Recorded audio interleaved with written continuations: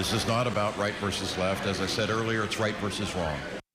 Tensions heighten as Ye, formerly known as Kanye West, concerts draw near. Today, both of Florida's U.S. senators and other local leaders gathered at the Holocaust Museum in St. Petersburg to condemn the event and ask for them to be canceled.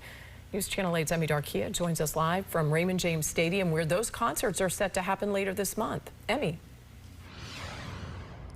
Jen and Josh, as the senators ask for Ye's concerts not to come to Tampa, the Sports Authority maintains that they have to respect free speech even if they do not agree with it. It's inconceivable that we actually have to have an event like this to ask people that are elected and appointed to actually do the right thing. Between a boxcar and a Danish rescue boat used during the Holocaust, we are reminded of both sides of this history. Florida Senators Rick Scott and Ashley Moody were among dozens asking the Tampa Sports Authority to reevaluate the decision to allow Ye, formerly known as Kanye West, to perform at the Raymond James Stadium. They hid behind free speech and contractual obligations.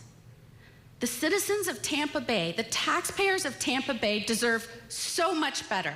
Ye's anti-Semitic behavior was cited as something that should not be tolerated or welcomed in the state of Florida. Not 20 years ago, not 10 years ago, last year, West says, "I love Hitler. I am a Nazi." Last year, he promoted an album which featured songs like, reportedly, Heil Hitler and Gas Chambers. Among those in attendance were Holocaust survivors who said they were disheartened that the Tampa Sports Authority would allow West to perform at Raymond James Stadium. Would it frighten me? Of course. How could it not? I don't think that that's even anything to think about. The event will not only frighten me, the event will be affected by millions and millions of people again. That can't even think about that. In a statement on Tuesday, the Tampa Sports Authority said, "We condemn anti-Semitism from any source. However, we also respect free speech rights guaranteed under the U.S. Constitution, even when we disagree with that speech." They clarified no taxpayer money is being used to stage the Ye concerts.